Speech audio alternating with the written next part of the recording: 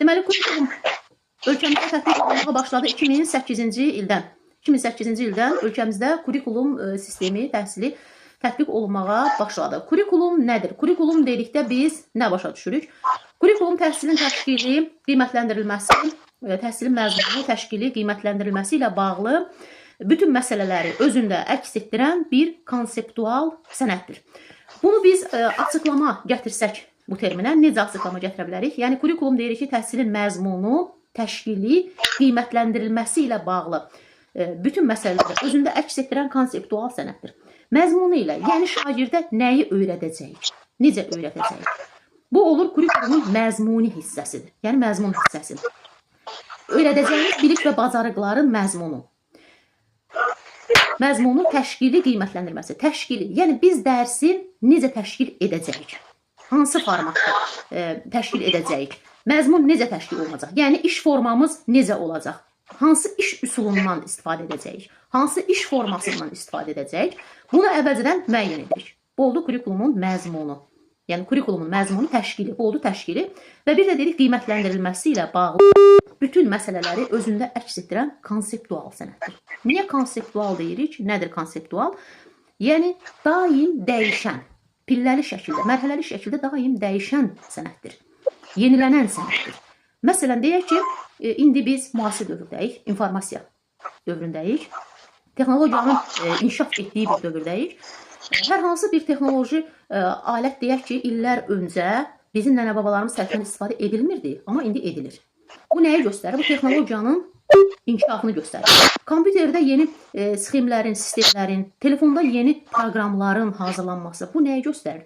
İnkişafı göstərir. Təhsil də belədir. Təhsildə də daim nədir? Yeniliklər olur və bu yeniliklər pillə-pillə neyir? Səviyyələrlə artır. Buna görə deyirik ki, kurikulum konseptual sənətdir. Yəni daim yenilənən və dəyişən bir sənətdir. Konseptual sözünü bu səbəbdən işarə edirik.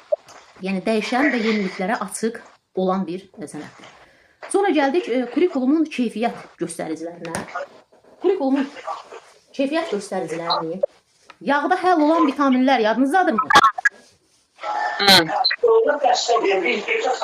Aha. Kurikulumu çalışdığım qədər, bacardığım qədər biologiya dilində izah etməyə çalışacağım. Sizin üçün asan olsun. Deməli, yağda həll olan vitaminlər biz dedik A, D, Y, K-dır. Orada kanı aid etmirik. Lövhəni bilmirəm, nə dərəcə, necə sizə göstərə bilirəm, görürsünüz. Deməli, A, D, Y, sonda bir də P'ni dairəyə aldım. P fərqlidir də. P'ni dairəyə aldım, P fərqlidir. Digərləri yağda həll olan vitaminləri yadda saxlayırıq. 3 dənəsini. A, D, Y. Bu necə gedir? Aktuallıq, davamlılıq, effektivlik və praktiklik. Aktuallıq, A, aktuallıq,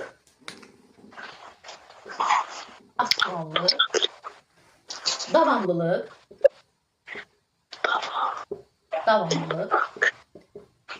effektivlik və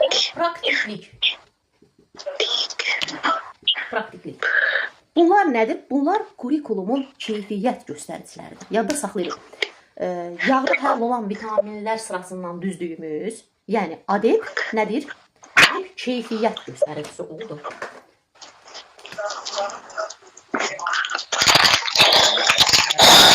İşarələr. Bunu qara dairədə işarələr. Niyə? Çünki bunu indi atacağım şəklini çəkib. Bunu işarələdik. Çünki onların vitaminlərə aid deyil, orada çaşmayaq. Bunlar kurikulumun keyfiyyət göstəriciləri.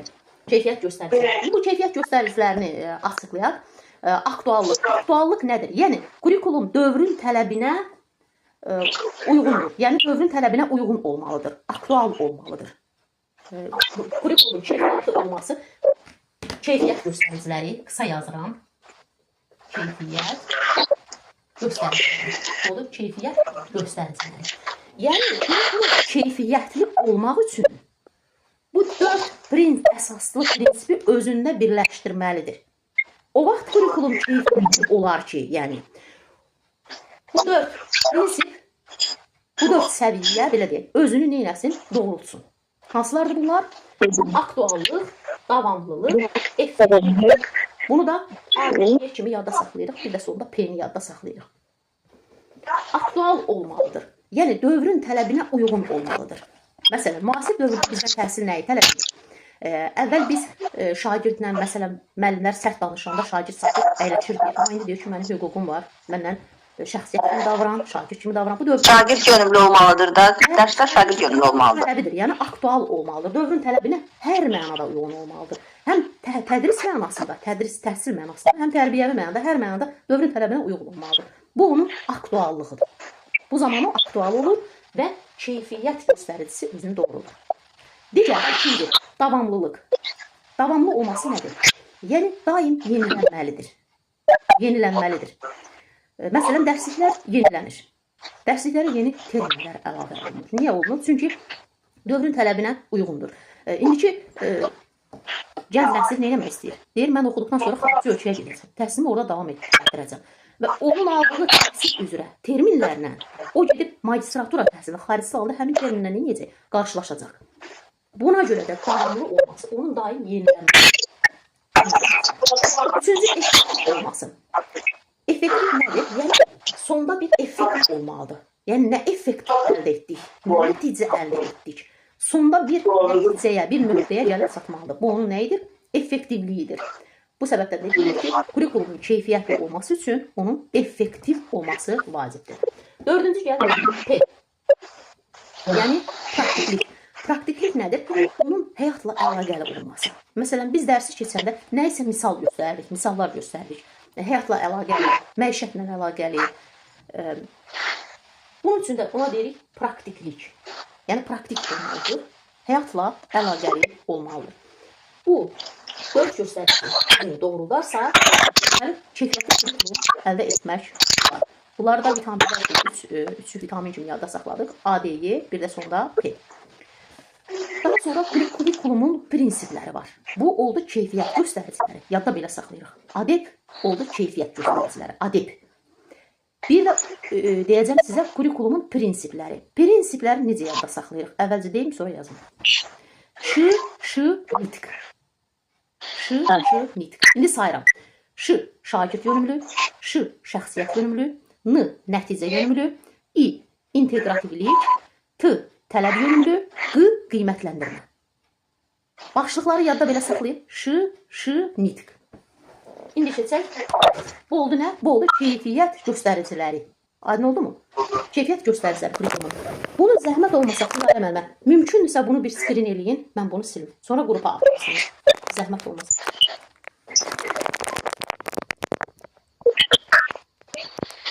Müəllimə, təkcə, lap yaxın, mən bütün ekran skrin eləyə bilirəm. Sizi ancaq yaxınlaşdıra bilmirəm.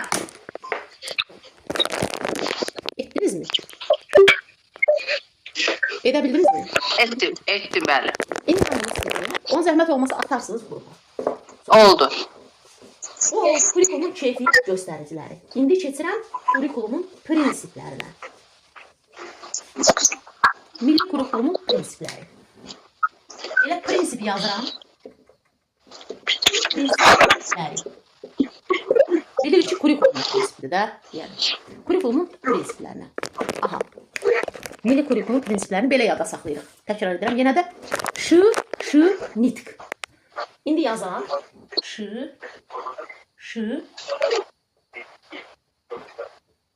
nitq.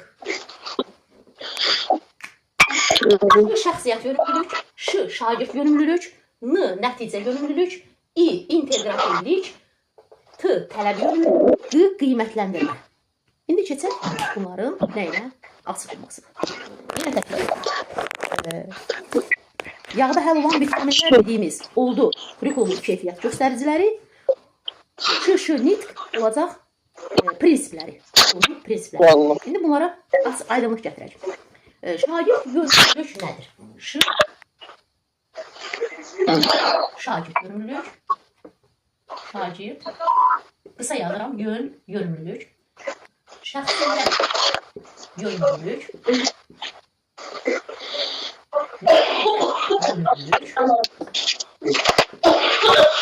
Integrativlik. Tələb yönümlülük. Qiymətləndirmə. Bəli. Qiymətləndirmə. Şagird yönümlülük nədir? Yəni şagirdin maraq və tələblərinə uyğun olmalıdır. Yəni şagird yönümlü olmalıdır. Şagirdə fənni necə sevdirir? Şagirdə necə keçsəm yaxşı olar? Yəni əsas şagird götürülür. Başda şagird götürülür. Sonra müəllimin fikri götürülür. Tutaq ki, müəllim bu dərsi bir metodla keçmək istəyir, amma şagird istəyir ki, daha maraqlı metodla keçsin müəllim dərsi və ona daha maraqlı olsun. Məsələn, şagird var ki, o hiperaktiv istər. O istəyər ki, əyləncəli keçsin. Ona görə onun marağına uyğun olaraq müəllim 5 dəfə, 10 dəfə dərsi başqa metodla keçirsə, bir dəfə də onun metoduna uyğun keçsə, nə olar? Şagird yönümlülüyə bütün şagirdlər arasında rəğbət etmiş olar. Bu təkcə dərsin keçirilməsinə yox, ümumiyyətlə şagirdin potensialına, şagirdin maraqlarına, hər cəhətdən dərs prosesində şagirdin bütün tələb və maraqlarına uyğun olması onun dərs prosesinin şagird yönümlü olmasıdır. İkinci, şəxsiyyət yönümlü. Yəni biz təkcə şagird həm də şəxsiyyət yetişdiririk. Yəni vətənə şəxsiyyət yetişdiririk. Təkcə vətənə yox, bəşəriyyətə, cəmiyyətə. O şəxsiyyət gələcəyin alimi olarsa, təkcə vətənə deyil, ümumi bəşəri olar, onun əməyi. Yəni bütün bəşəriyyətə fayda vermiş olar. Bu, milli və bəşəri dəyərləri özündə əks etdirən bir fərd yetişdirməliyik. Cəmiyyətə faydalı bir fərd yetişdirməliyik. Yəni təkcə bilik öyrətməməliyik, həm də o şagirdi şəxsiyyət kimi, şəxsiyyət yönümlü formada yetişdirməliyik. Ona vətənpərvərliyi aşılamalıyıq, ona bütün bəşəriyyəti sevməyi aşılamalıyıq. Havanın kirlənməsini bütün bəşəriyyətə dəyən zərər kimi göstərməyimiz məsələn nədir? Onun şəxsiyyət yönümlü, milli kurikulun şəxsiyyət yönümlü prinsipinə aiddir. Məsələn, ekoloji problemləri aradan qaldırmaq bəşəri bir faydası var. Çünki bütün ekologiya bütün bəşəriyyətə aiddir. Daha sonra nəticə yönümlülük. Nəticə yönümlülükdə təlim nailiyyətlərinin ən sonda hansı nəticəyə gəlməsidir. Yəni, sonda mən nəticə əldə edəcəm. Bir dərs prosesini götürək. Bu dərs prosesində, dərsin sonunda mən nə nəticə əldə etdim? Mən bu dərsi uşaqlara öyrədə bildiyim, onlar mənim danışığımla, izahımla mənə cavab verə bildilər və mən nəticədə bu dərsi 50% də olsa mənimsədə bildim. Müəyyən qədər mənimsədə bildim və nəticə əldə etdim. Bu oldu nə? Nəticə yönümlülük. Daha sonra integrativlik. Məzmun komponentinin sistemli şəkildə əlaqəli olması. Yəni, məzmun komponentinin sistemli şəkildə əlaqəlidir. Nə ilə əlaqəlidir? Başqa bir fənn. Bu nədir? İnteqrasiya. Fənn daxili, bunu açıqlamasını deyəcək digər dərslərimizdə. İntegrativlik olmalıdır. Nəyəsə inteqrasiya etməliyik. Məsələn, nəyəsə misal göstərə bilərik. Təkcə fənlərə deyil. Həyatla bağlı bir inteqrativ əlaqə yarada bilərik dərs prosesində. Bu olur nə? İnteqrativlik. Yəni, sistemli şəkildə əlaqələndirmək. Daha sonra tələb yönümlülük. Tələb yönümlülük nədir? Fərdin cəmiyyətin dəyişən tələblərinə uyğun olmalıdır. Yəni, müasir dövr bizdən nəyi tələb edir? Biz onu etməliyik. Tələblərə uyğun, təhsil prosesinin, təhsil sisteminin tələblərinə uyğun olmalıdır. Bu da kurikulumun prinsiplərindən biridir. Deyək ki, əvvəl bizdən, əvvəlki dərs prosesində, belə deyək, əvvəlki dərs üsulunda, kurikulumdan öncə, müəllim bir qayda var. Yəni, eynən müəllim sinifə daxil olurdu, hər kəs qalxırdı, salamlaşırdıq, ələşirdik və başlayırıq təkrarlamağa. Müəllim bizə 10 dəqiqə vaxt verirdi, dərs prosesini soruşurdu, daha sonra başlayırdı, biz dərs danışandan sonra müəllim dərs izah edib çıxırdı. Və bu, eyni qaydada il boyu davam edirdi. Amma indi müəllim bizi maraqlı bir qrup şəklində dərs prosesinə təklif. Dərsdə nə yarada bilər? Məsələn, digər fənlərə inteqrasiya etməklə şagirddə maraq yarada bilər. Və burada nə olur? Dövrün tələbinə uyğun təhsil olur. Həm də burada həm şagird yönümlülük özündə doğrulacaq, həm inteqrativlik, həm tələb yönümlülük.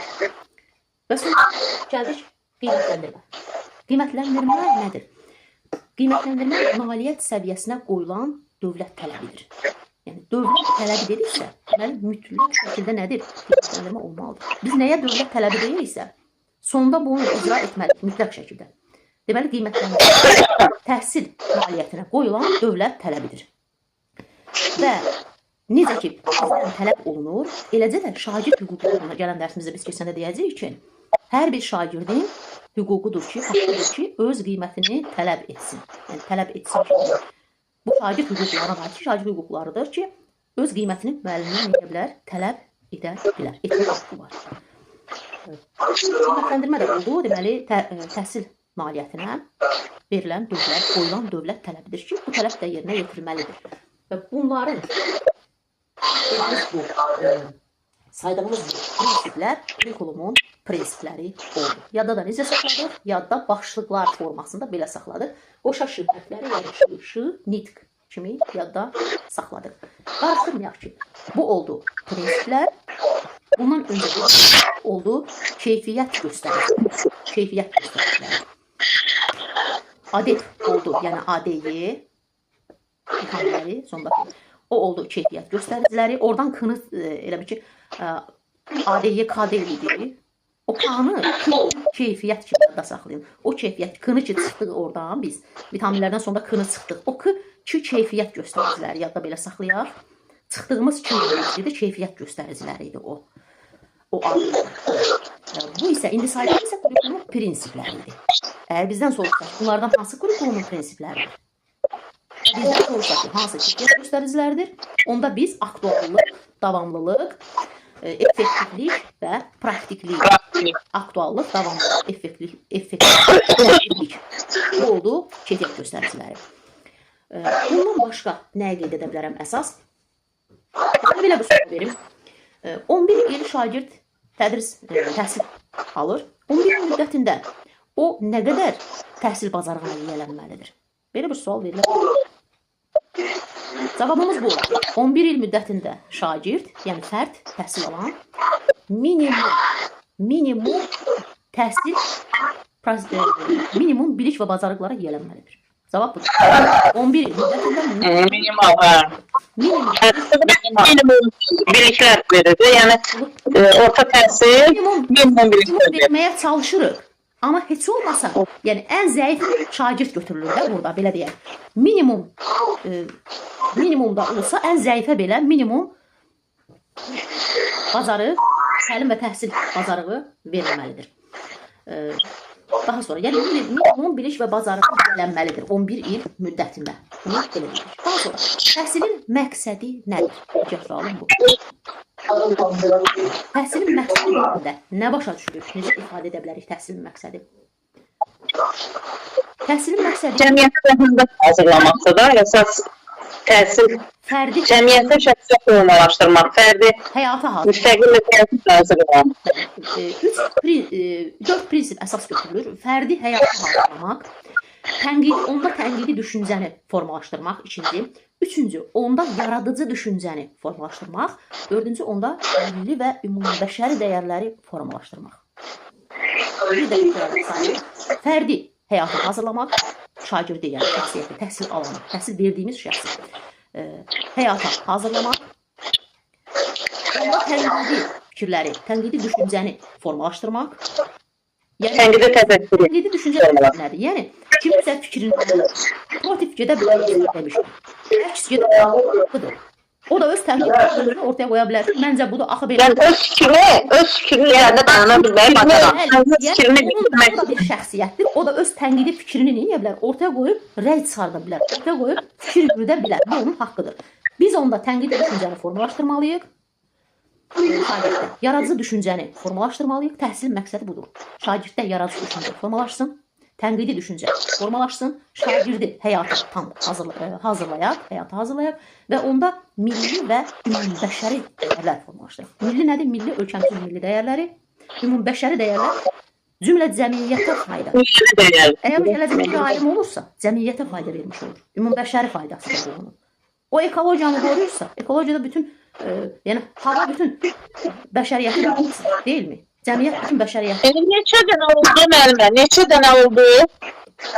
Tənqidi, yaradıcı, bir də həyata hazırlıq.